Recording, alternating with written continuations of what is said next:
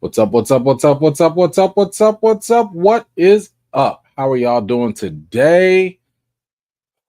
We got to talk about them dragons, episode 5. Um, I told y'all didn't have to rush to go see this. I told y'all didn't have to rush, but we do have to talk about it. I am your host, Emmanuel E-Man Noisette. I want to welcome each and every one of you guys for coming out today. I really appreciate you. But yeah, we do need to talk about episode 5. So just so you know, right off the bat, spoiler alert, you see it down there. We will be going over the episode, talking about what happened. So if you have not seen episode 5 of season 2, House of the Dragon, then go watch it. Go watch it. Come on back. We'll still be here, or you can catch it on the replay, gang. Either way is fine by me. All right, there's your spoiler alert. Now let's see who's here, and then we will get started and go through this episode. I got my man Didier's here. What is up, Bo? How you doing? Good to see you. It should have been Barbecue King. That should have been the title if it was up to me, but I'm not running it. Last of my kin, how you doing? Tracy, thank you so much for being here. Treese, what is up? Christy, thank you for coming through. My man Taz is back in action. Good to see you. Kimmy, how are you? Yolanda, thank you for making it out. My man Lou is back. Good to see you. Rachel, appreciate you coming through. Callow, how you doing? What's up, Theo? Good to see you. Toby, good to see you as well. Across the pond, my man Stamina MC, what is up? Good to see you. Did we see? Yeah, I think I did. Okay. Who else did I see here? Got there we go. It's she. Appreciate you coming through on my square. What's up? My man Andrew is back. And shout out to Famous J as well. What's going on, everybody? There we go. My man Johnny Washington making it through. Appreciate y'all all day. All right, let's get through this real quick. Listen, straight from the jump, this was not the strongest episode. Okay, let's just be honest about it. It was not the strongest episode, especially coming off of that hot fire, no pun intended. That was the last episode, episode 4. But like this is the cool down. This is what it feels like. It's the cool down. We get the reaction to everything that happened. So we do have to kind of let this breathe a little bit. And starting off, man, kind of hit me a little bit right there in the chest. Oh, they had my man Corliss right there. Ooh, the amount of loss this man has had. My goodness, he done lost his kid. He lost 2 of his kids, his daughter, Damon's wife. He lost her. He lost his son, and now he lost his wife. And at this point, he's really just kind of thinking to himself, like, what's left? What else is there to do? So I felt him right there. Of course, Rhaenyra is also feeling that heavy loss of not having Rhaenys there anymore. I mean, she was giving her like the best advice. She was probably one of the few people that could really relate to Rhaenyra. And of course, she also had the second largest dragon. So this was a heavy loss for Team Black. Meanwhile, over in King's Landing, we see that the regular folks are feeling the effects of that food blockade. Sir Cole, so you see the people they're fighting for food and stuff like that. And clearly this is going to be a bigger issue as it grows. Sir Cole, he's parading around the city with the head of Meleese, the dragon, in the streets.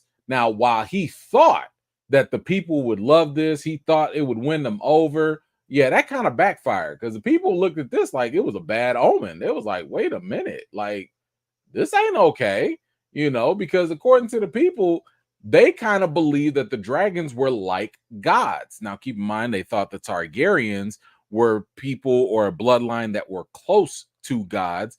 So seeing a dragon's head dragged around like this has got a lot of people shook. It's really messing with their faith. It's messing with their confidence. It's not the win that Cole thinks that it would be. So all of this stuff right here, once again, and I think that we need to really focus on this as this episode demonstrates, the people are a factor. They are clearly going to be that 12th man on the team. You know, they're going to be a factor that can possibly switch the tide, you know, or switch the favor of whoever is winning or losing in this battle. So this is going to be important. We also see here that they're transporting the barbecue king, Aegon, in that box. And by the way, this guy right here, well, I think his name is Hugh. I think it's Hugh. He was the blacksmith or whatever. Now, I didn't really notice this, but you know, based off of this, the ending of this episode, listen, my man's got some interesting looking hair. Have y'all noticed this? He's got some real, look at his locks. I'm just saying, look at the man's locks. This don't look like it's all just gray hair. Not to me.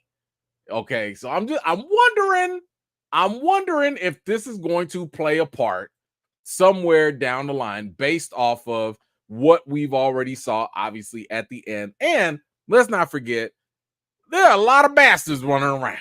We already seen a couple of them all over the place, you know, and they keep showing this dude.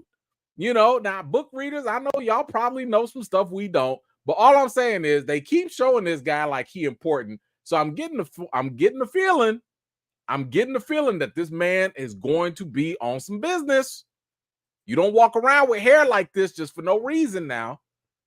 Anyway, as they continue to parade the dragon's head all around and everything, you also have Alicent, who's she giving Aemon that side eye, like she knows exactly what he did. You see that dagger, you know, that was supposed to be for Aegon at his waist, and that is just not making Alicent feel good at all. And Aemon, all he's doing is just, I mean, he keeping the eye on things. You know, he keeping one good eye on everything, right? And, you know, speaking of Aegon, they brought him in fresh out the deep fryer and started peeling that Valerian aluminum foil off his body. And now, based off of what we've heard from other victims and stuff of Dragonfire, it seems as though Aegon was very lucky that he was wearing Valerian steel armor. Now, while it might be impervious to Dragonfire, it might also have protected Aegon to some degree because that mess still cooked this boy up. I mean, look where's he at? I mean, this was bad.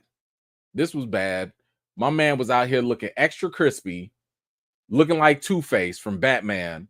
It just was not a good look. It was not a good look. But it looks like that armor did actually come in handy and probably saved his life. You also saw the Night Sisters here, who were kind of like, yo, Grace, listen, just let us know when we can get started. Okay, because you gonna need to call us sooner than later at some point. And by the way, can we just give a quick shout out to the DEI Grand Meister, just real quick, because this is gonna be the second time he keeps a king alive that should have long been dead. Okay, so shout out to the Grand Meister here. I like the fact that my man, listen, he got a couple wins in there. We're going to touch on them a little later. But I like the fact that my man be coming in, doing what he got to do. He don't get no real, I mean, Alicent did thank him, but I'm just saying, he the real MVP at King's Landing. He's kept Viserys alive when we know Viserys should have died 10 episodes ago. He should have been dead. And this dude just kept him alive. And clearly he's doing the same thing with Aegon. So shout out to him. Okay. I just want to make sure he gets some good praise here. That's all. So yeah, they are doing their work. You see Aemon here looking over his brother, and he's already thinking to himself, like, hey, somebody gonna have to rule. You know, somebody gonna have to step up. And I think that just really tells you his mindset the whole time. Now, we've already known, even in last season when Aegon was missing and Aemon had to go and find him, and he had to like go figure out, like, you know, he had to go find where Aegon was hiding and all that. Aemon clearly is like, yo, I could be the king. I'm better. I'm a better fighter. I'm smarter. I'm better. But he also recognizes, the way things are. But now he knows. He knows the opportunity is his. Listen, Aemon has his eye on the prize. Okay. He knows what needs to be done at this point, and he's just letting it be known. I mean, he's just saying the quiet part out loud. So, Allison goes over to Cole. And by the way, I find it interesting that, Cole, now I don't know, maybe I'm tripping on this, but it's funny to me how we see Cole trying to clean off his sword and everything. I feel like this is a representation of him trying to wash his sins away, or, he's always seemed to be grappling with his sense of purity, cleanliness. Like he's a dirty soul, right?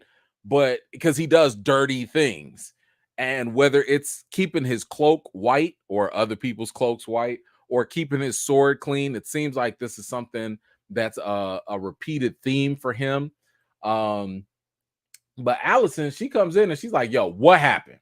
Like, what really went down with Aemon, because clearly it did not go down the way that, we thought it would, or she suspects obviously that was an issue.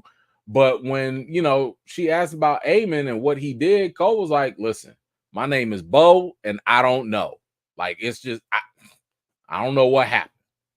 Anyway, we go on to Dragonstone, and once again, and I've been talking about this habitual line stepper, Sir Alfred is back at it again, running his mouth, talking out the side of his neck. He was sitting here talking about how the women at the council, they don't know the strategies of war. And Rhaenyra had to clap back and say, like, yo, your whole life, you ain't seen a lick of war. What you acting like you know stuff for? Man, if you don't stop it. Anyway, as she continues and this whole thing is going down, Rhaenyra is getting very frustrated because her council, they continue to talk around her and, talk about like what they need to do and all that. And Rhaenyra, she's just like, yo, she just is frustrated at the fact that she can't do very much right now. But there was one thing, and I think it was this guy that said it, and he said that Vhagar was depleted in battle.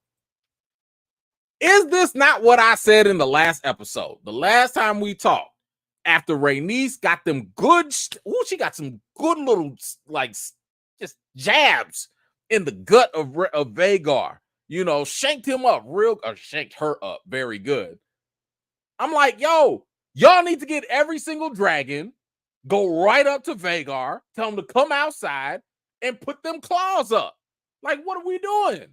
So my man was basically saying the same thing, that Vhagar is depleted. Vhagar is not going, like, this is the perfect time to strike, and I'm just like, listen, man, like, y'all got to put them paws on Vhagar. And I put that on Rhaenys. Okay. Like, do not let Vhagar get healthy, because the more time y'all waste, the stronger Vhagar gonna get and the less opportunity y'all gonna have. So I agree with this guy right here. Now, he also was pretty sexist, and all that, but he was on point with his advice about Vhagar, in my opinion. Anyway, we see Jace. He's on his way to Harrenhal. He wants to talk to Daemon, but Baela kind of stops him. And, he's feeling pretty embarrassed at this point because just like Rhaenyra, he doesn't have anything to really do.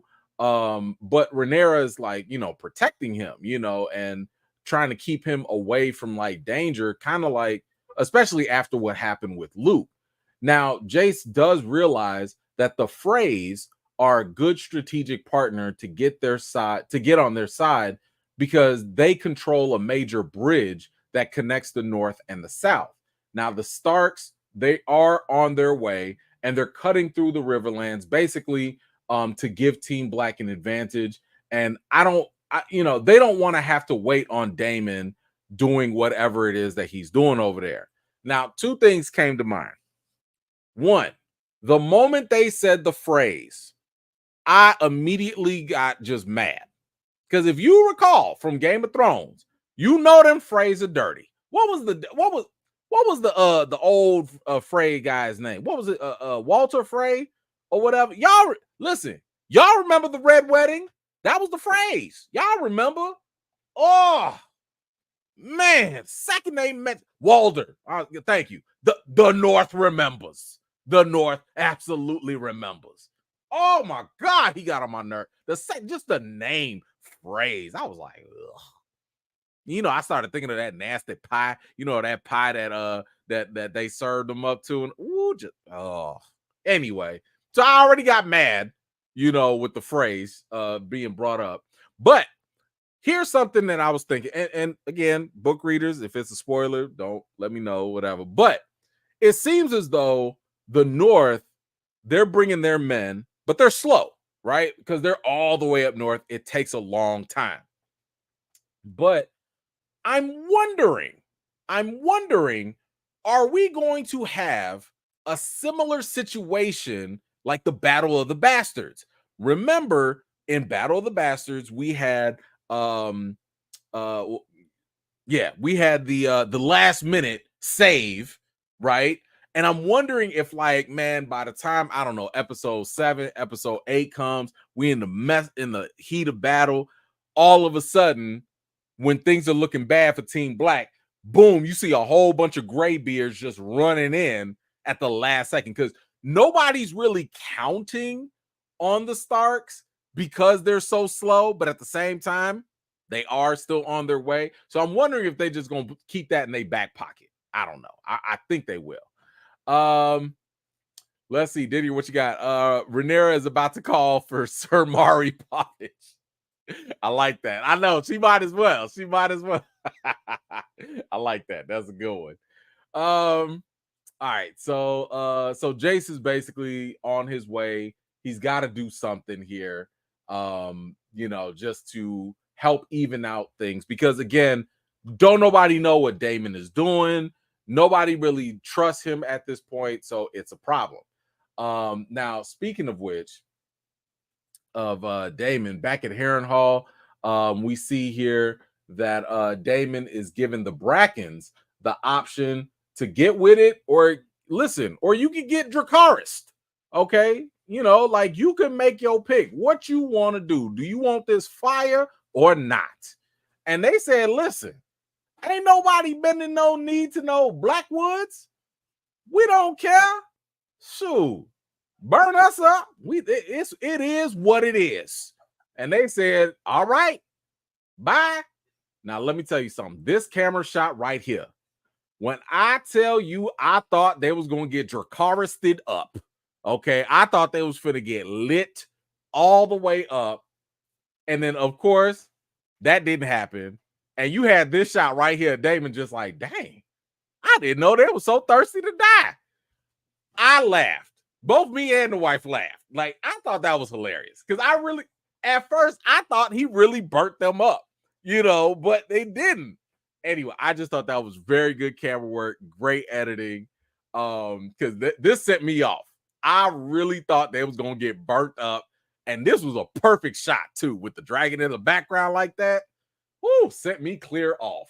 But anyway, Daemon realized that the Bracken's resolve was tougher than he realized, right? Like, that he anticipated, but he also respected it, you know, because he wants people like that. He wants men that are willing to die and just be loyal like that, right?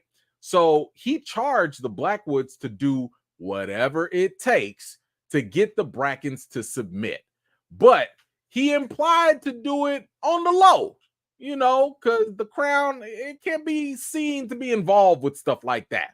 You know, and the Blackwood dude was like, oh, say less. I understand. You know, it's all good. We got this covered, right?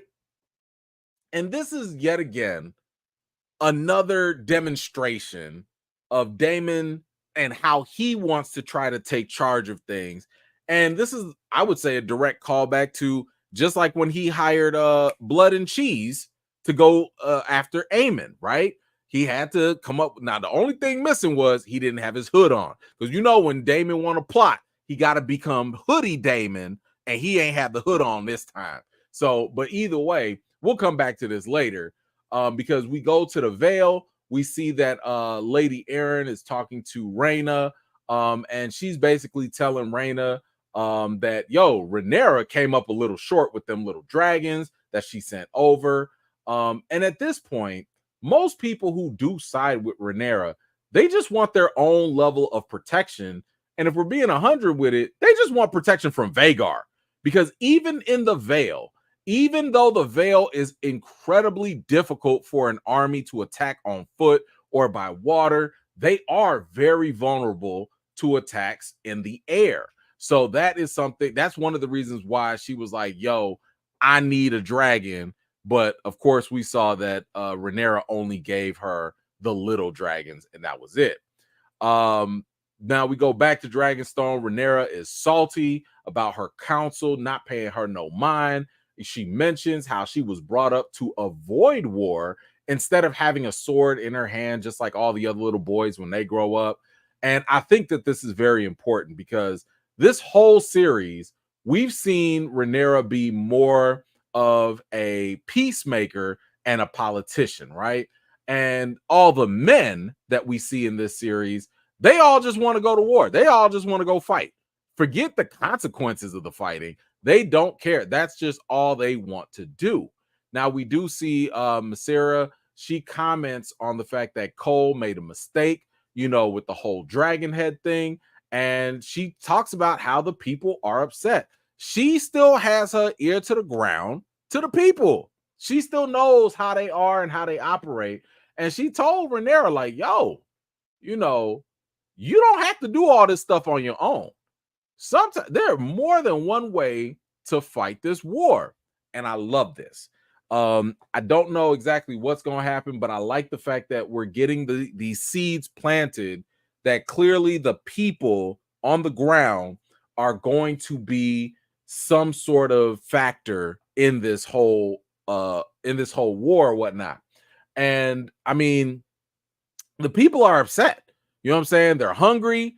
They clearly still feel some type of way about what Aegon did with the rat catchers. Keep in mind, that's their family and brothers and fathers and cousins and uncles too, and this would be a really great way to get the people to like turn on the kingdom, right? I mean, these ground folks, the town folks could become spies. They might even become assassins for Rhaenyra. And I mean, listen, a lot of revolutions, maybe not in Westeros per se, but revolutions have been won by people on the ground. So this could be something pretty interesting that happens somewhere down the line. Now, Rhaenyra does end up talking to Baela about how Rhaenys managed to get Meleys the same way that Aemon pretty much took Vhagar from Rhaenyra, from Rhaena, sorry. And she does give her something for Corlys in the box. We'll get to that in a second. Meanwhile, at Harrenhal, Daemon is still clearly tripping off that acid again. And this time he's messing around. He's messing around with some woman who ended up being his mama. You know,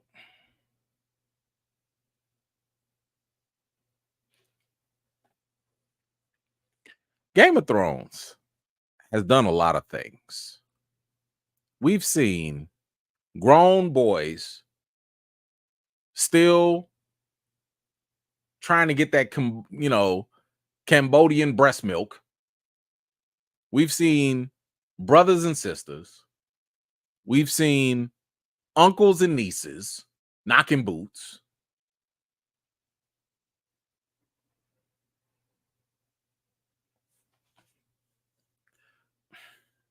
But, bro, you having a whole fantasy about your mama?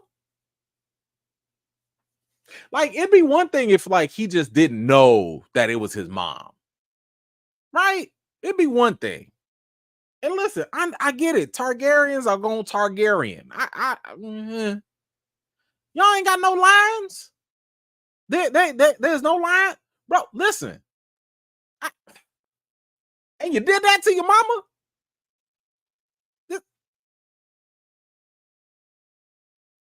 This man hawk to his own mama? Oh. Oh. Ah.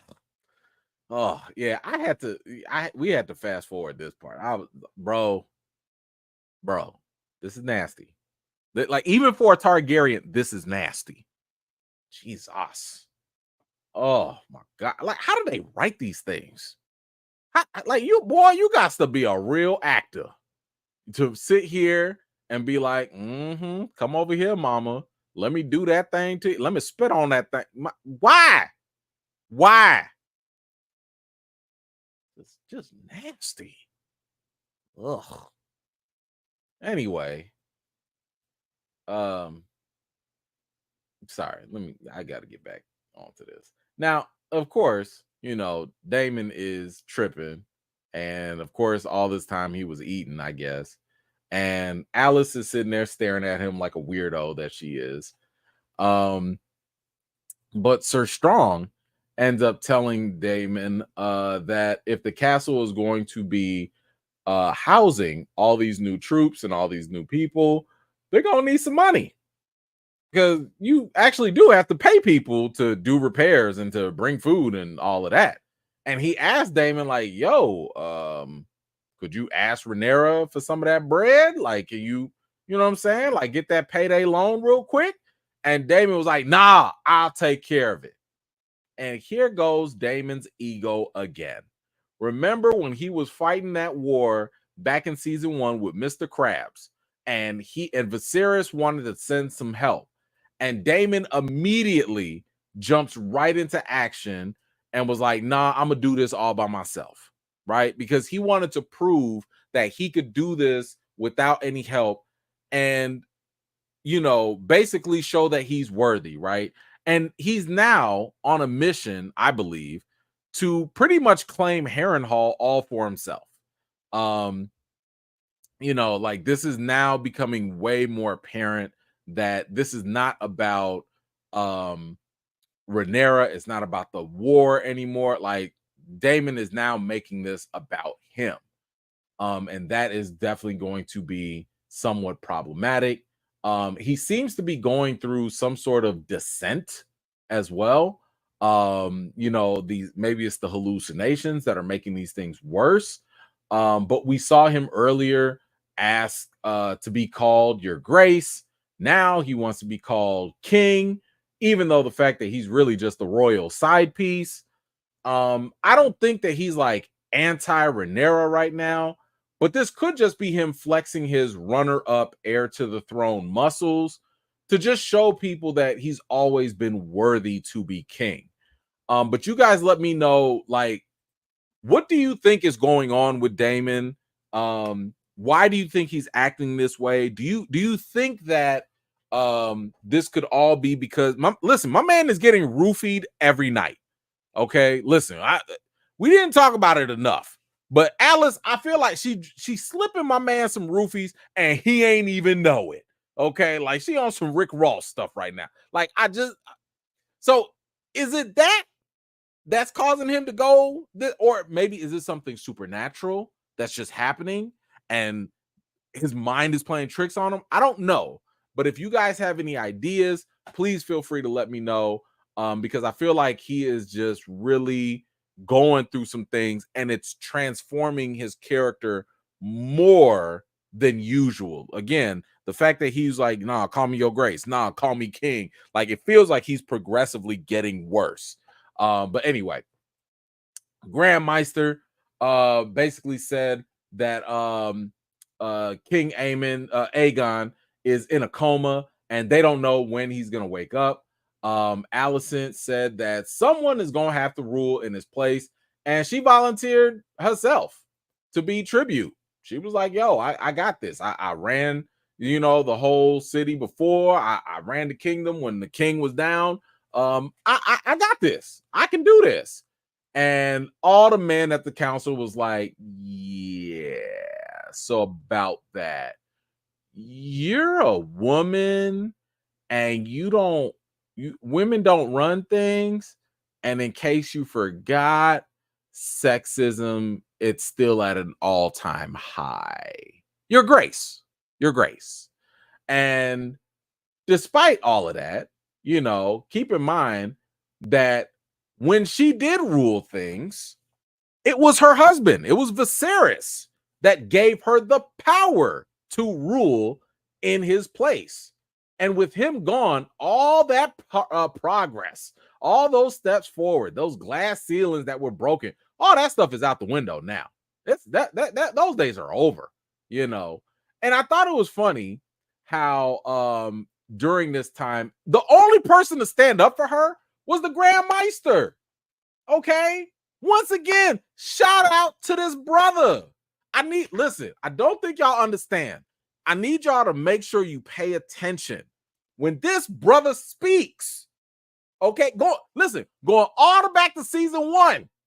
This brother, when Viserys was dying for the first time and he had all them patches and all that stuff, he was like, listen, can I put some herbs and spices and that'll heal him up? And the other Grand Meister was like, nah, we gonna stick with them leeches. And my man just kept dying. Viserys kept dying. The second that old Grand Meister died and brother put them herbs and spices on there and put a little Vicks vapor rub, Viserys was alive for another 30 years. Every time this brother speaks, he has some level of insight that's actually smart. You saw he didn't trip himself up when Alicent was like, hey, did you think Aegon really should have been king? You think Viserys he was like, listen, my name is Paul, and that got to do with y'all. That ain't no. I'm Bennett, and I ain't in it. Leave me out of that. He knows how to mind his business. He knows how to do his job. He is smart. I'm just saying, I like this brother. Okay. So even though he stood up for Alicent and was like, yo, she was running things and all that, but we all know ain't nobody gonna listen to him because he was a DEI hire anyway. And then we move on to Sir Clubfoot, and he's all like, yeah, it's got to be Aemon. Ooh, Alicent could not believe this. When she heard this, her face, she was crushed. Ooh, she was so hurt. When Clubfoot wouldn't even do it, Alicent couldn't believe this because she stood 10 toes down and still couldn't come through with Clubfoot. And then you got this punk, Kristen Cole, and he was like, yeah, Aemon got a rule too. He got to do this. Alicent was like, A2? You too? Oh, she was so big mad. The whole council just moved on right after that. They was like, yep, Aemon's in there, and it is what it is. My man took a seat, and he got down to business. Listen, this has to be a record for all Game of Thrones franchises of the quickest council meeting that we've ever seen. My man came in, say, you go do this, you go do that. Everybody is cool. Meeting is adjourned. Bye. And the whole time, look at Alicent. She was just sitting there trying to realize what just happened. Hold on, let me go back to this. Look at the look of her face. You know what she was thinking.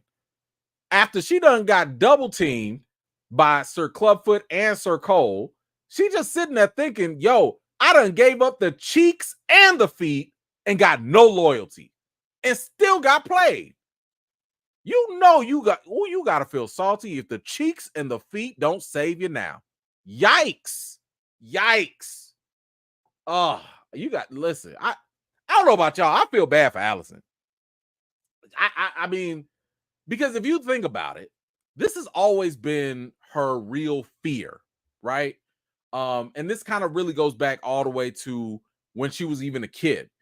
It's always been a struggle for her, even to be a woman in power. Even if you're the queen, no one really cares what you have to say. Her daddy Otto didn't care. Her side pieces, they don't have her back. Her own kids barely listen to her. She's just there. Oof, man. Now, if you go back to this scene, one more time because I told y'all my man be coming through. The Grand Meister, he was the one that said, yo, we need to turn our attention to the people of King's Landing because of their unrest. I just want to, the fact that he peeped this, he understood this. Can they get his brother a raise? Where's he at? What can they give him a raise? I really want him to get some more respect on his name. That's all. Because this is exactly what we see Rhaenyra is about to play on, but it's the brother in the room that's letting them know this is what we got to do. But what does Aemon say? Nah, let's go ahead and close off the city. Let's lock them all up, and that'll do it. Oh, and by the way, cut down the rat catchers, which, by the way, is a great demonstration of Aemon basically undoing his brother's legacy, like immediately. He's already showing this is how I'm going to rule. This is what I'm going to do. So, let's just do that, right? And, I just love the fact that he just already shown, like, I was born to rule. I knew how to do this straight up from the jump, so I love that he did that.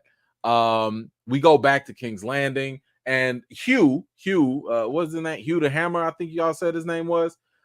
We see that he's still struggling with his ailing daughter and his wife. He refuses to leave his home and get some help from his family.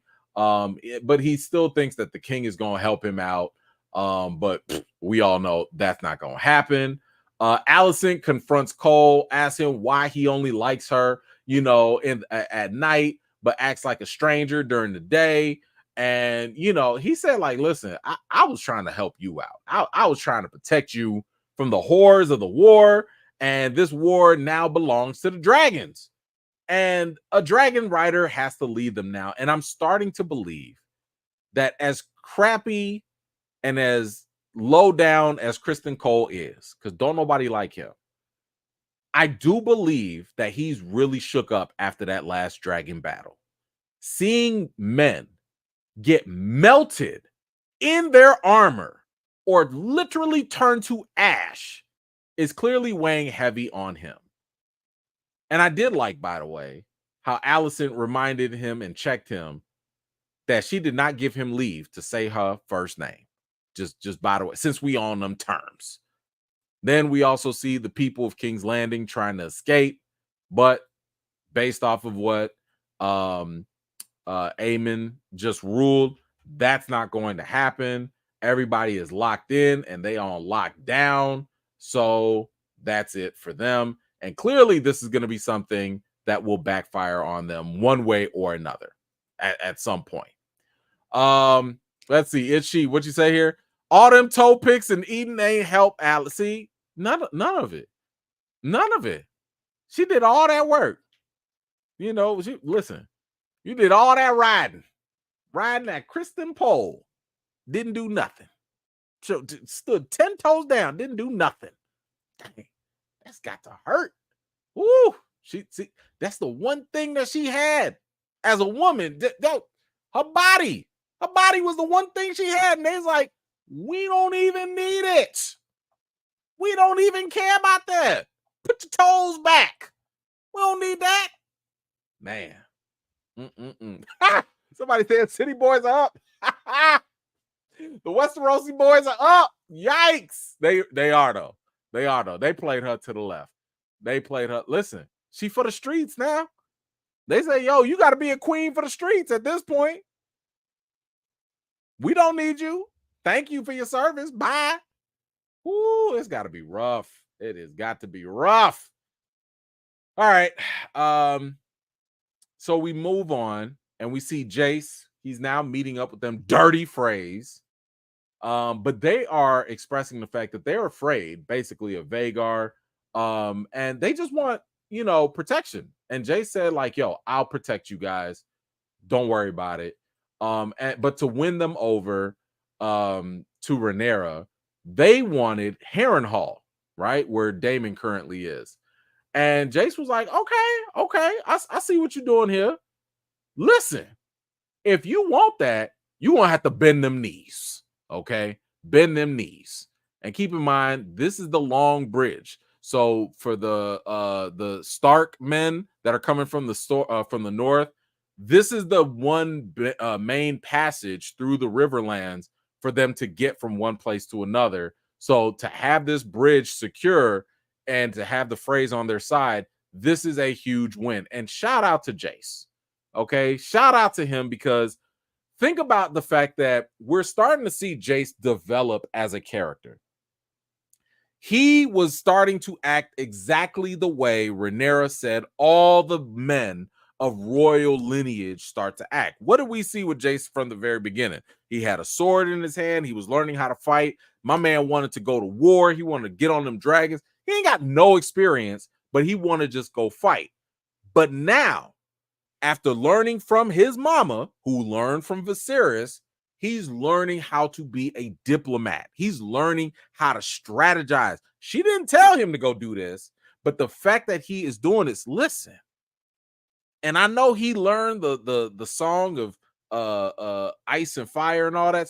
I'm not gonna be mad if Jace go. I think Jace is starting to become a good, worthy successor to Rhaenyra. I'm just saying, like, if he does end up getting on the throne, my man's he's going to get battle experience, I'm assuming, and he already know he's getting the best of both worlds here. So I like this for him. I really do. Out here negotiating and stuff like a big boy. Anyway, we go back to Harrenhal, and we see that Daemon is out there playing Bob the Builder, trying to rebuild the castle, and he can hear the screams of the women and children. And of course, he sees Alice being all weird and creepy and stuff. And she said that she too heard the cries of the women and children being kidnapped at night. And this kind of gives us the impression of what Daemon basically gave the green light to. And she presses him and asks him if that's the kind of army he wants, with men that hate him and serve him under duress. And he thinks that, like, yo, if I treat them fairly, then they all gonna fall in line. It'll be all right. And that's when Alice mentions how his actions may not be approved by the queen. And Damon's like, hold on, what you say? Like, first of all, he admits that, like, people won't follow Rhaenyra because she's a woman and they want a man to lead. So he really does want to rule.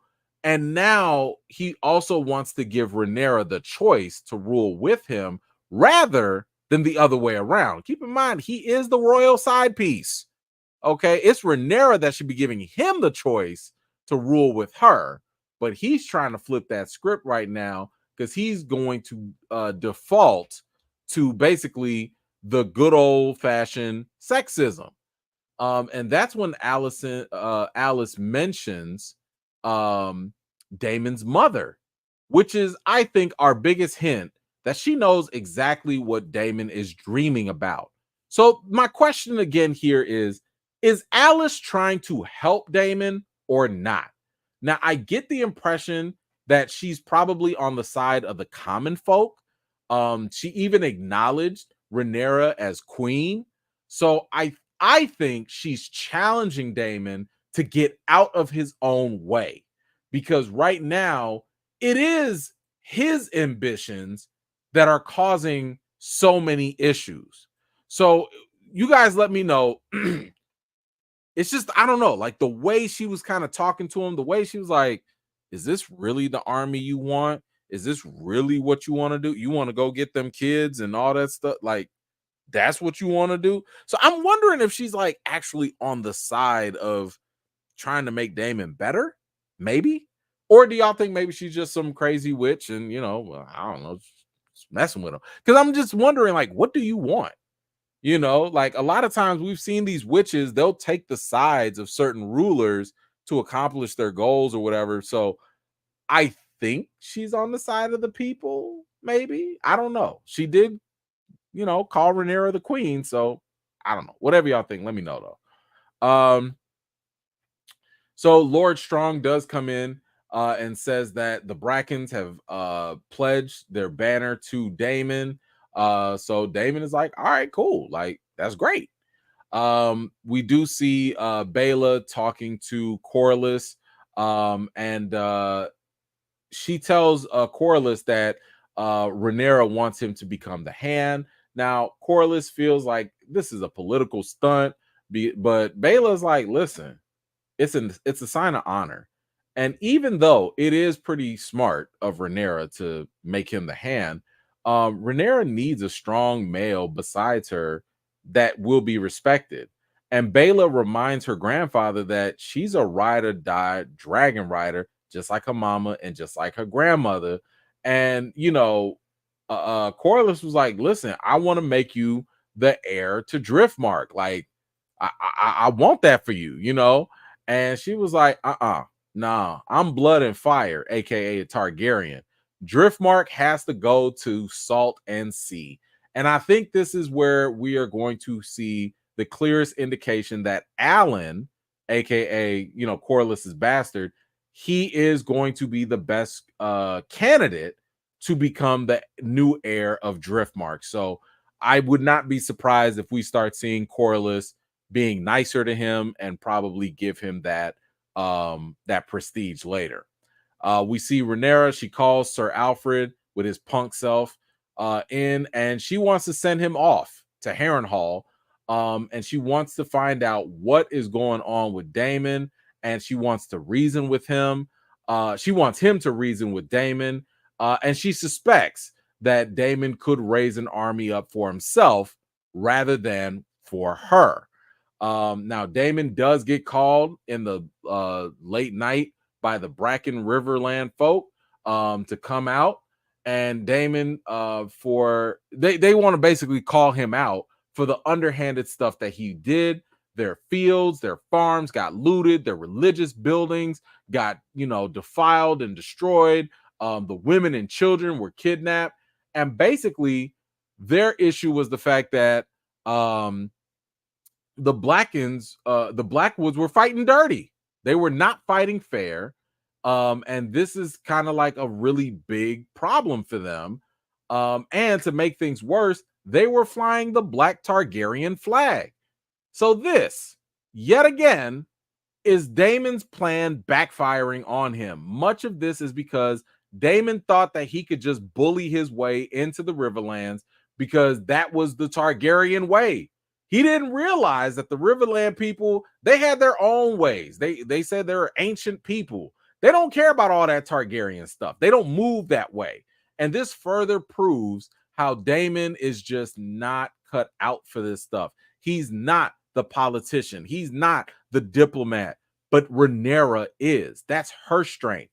So while Rhaenyra does need help with a battle strategy and war and stuff, Daemon needs help with these politics. In other words, and I love the fact they did this shot, they both need each other, but they both trying to do things on their own too. Well, Rhaenyra is trying to get some help from him, but Daemon is not realizing that he cannot do this stuff his way. He has to adapt. Meanwhile, at King's Landing, one of Rhaenyra's servants tries to get into the city.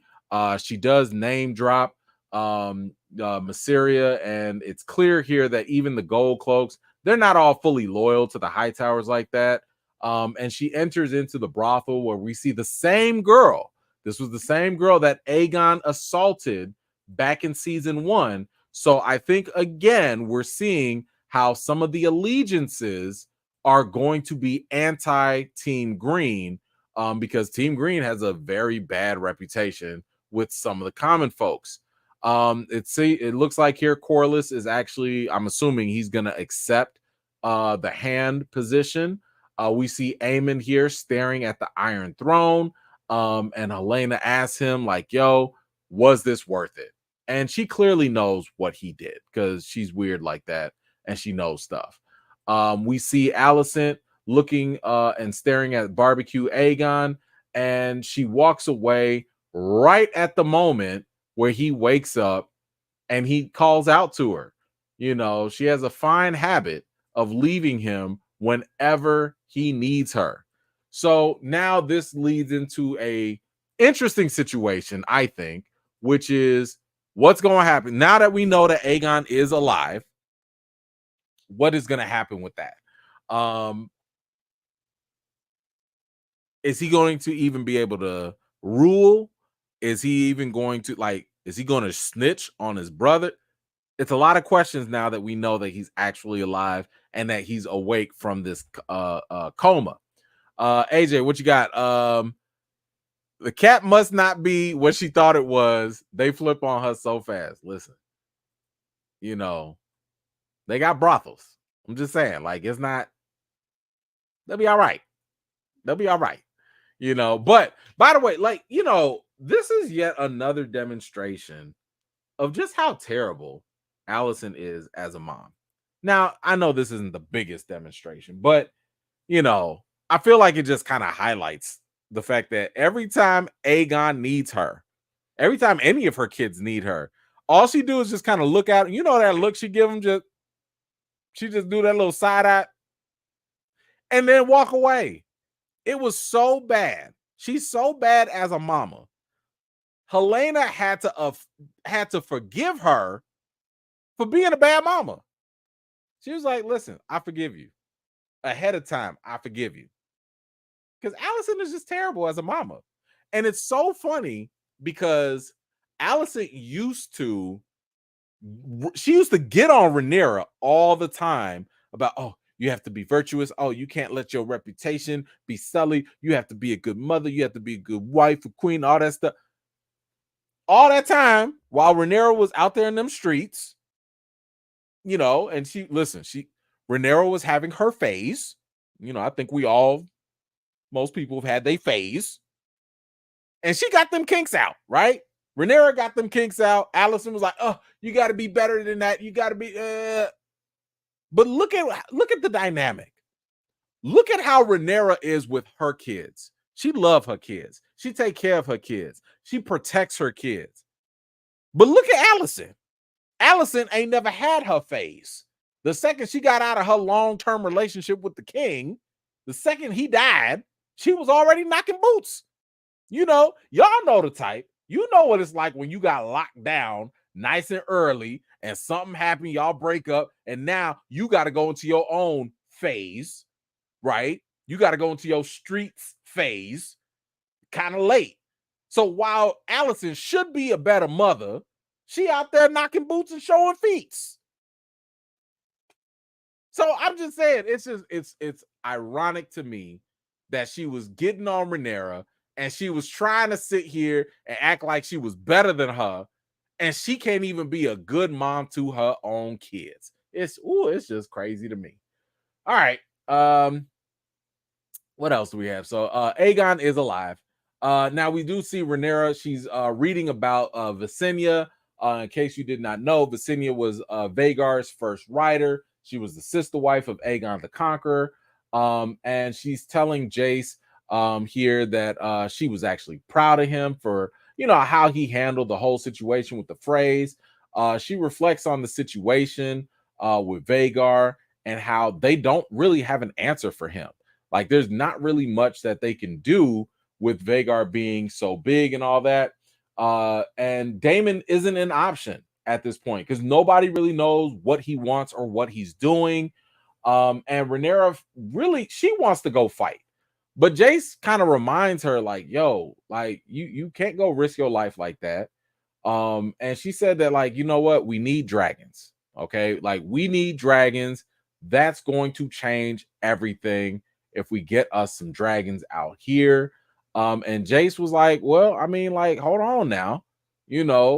Speaking of dragons and stuff, like, you got Vermithor and Silverwing who are sleeping right there under Dragonstone, and they're unclaimed. Let's keep in mind there's still Sea Smoke. He's flying around somewhere. And he also mentions how they got all these other people in their family line who might be able to ride some dragons. And Rhaenyra was like, hold on, wait a minute. Wait 1 second. So she was like, I bet this is kind of crazy, but let's go get on this Westeros Ancestry.com and find out where all these bastards are. And that was the end. So that's it for episode 5 of Them Dragons, House of the Dragon. this definitely feels like, you know, they're building something up and we're about to get into some different type of warfare, which is what I'm looking forward to. I like this. I like the fact that it's not just going to be straight up, you know, one side does this, one side. I like the fact that we're mixing things up, you know. And yes, thank you for that. Vermithor, for those that don't remember, back at the end, I want to say, of season 1, when Daemon went under in that cave and was singing to that big scary dragon and took the eggs. That was the dragon. I don't think we ever saw the other one though, did we? Did we see Silverwing? I don't think we have so far. We've seen sea smoke kind of flying around with Laenor being gone. But I don't know. But I'm looking forward to this. I like the strategy so far. But you guys got to let me know, because this is the point in time where I need your rating for this episode. On a scale from 0 to 10, how did you feel about episode 5 of House of the Dragon? I'll give you just my quick take while you guys are putting in your ratings. I will say that this was not the strongest episode. It wasn't terrible, but like this, listen, I told y'all this was not an episode you have to run to go see, you know. This felt like setup. It felt kind of like a little, but I don't think there was anything here that really moved me. You know, there was nothing that was like, oh my gosh, this is crazy. And honestly, I didn't really like how they ended it. Like the way they ended this, I was like, okay, you gonna look for other dragon riders. Like, it would have been nice if maybe we could have seen them talking to a dragon, you know, just kind of hype it up just a little bit more, you know. So I don't know. This was not my favorite episode, but it's not like it wasn't important. You know, and we didn't even see, like, I was actually kind of hoping to see more of Aemon and what that ramification of him being in charge would look like. I mean, we only got a little piece of that. So I don't feel like this was a good transition episode to make us feel the impact of the last episode. Not that much. But you know, maybe in hindsight, it'll all come together. So I think I'm gonna give it a 6.5 out of 10. Like, it was all right. No, 6. It was a 6. I'll give it a 6. You know, that was just me. But we'll see. Maybe it gets better. You know, whatever. What do y'all say though? 7, 9, 7, 7, 8, 6, 6, 7, 8, 8, 6, 6, 7, 7.5, 7, 6.5, 7, 8, 7.75, 6.5, 7, 8, 8, 8, 8, 7, 7, 8, 7.5, and 5.5. And who else? I think I saw 7, 7.5, 8, 8.5, 7, 7.5, 6.5. Okay. So I mean, again, it's not the worst episode in the world, right? Yeah. Set up. Like, it seems like we getting built up to something else. Now, here's the thing. This was episode 5. We only have 3 more left, because if I'm not mistaken, this is only going up to episode 8. Like, that's going to be the last one for this series. So, and I think they said something like season 3 will go back to having more episodes, I believe. But anyway, you know, guys, this was cool. You know, it was all right. It did what it had to do. But anyway, thank you so much for joining tonight. I really, really do appreciate it. If you are going to be here on Wednesday, we'll be doing the final episode, thank goodness, of The Acolyte. And I'll kind of go over some of the episodes I skipped or whatever. So we'll see if that can stick the landing. But make sure you are back here next Monday. We will go over episode 6 of House of the Dragon. If keep your alerts on now. If there is some craziness that happens, I will let y'all know. So make sure you're following me. I'll let you know, get your notifications up, because we might have to show up on Sunday. I don't know if we will, but I'll let you guys know. But until further notice, we will meet up on Monday, same time, same place. And we'll get that together. But anyway, guys, thank you so much for your time. I appreciate you. Hope to see you either on Wednesday or Friday, same time. And yeah, you know the routine. If I don't see you, have a great week. Wash your hands, wash your butts, and everything in between. Until next time.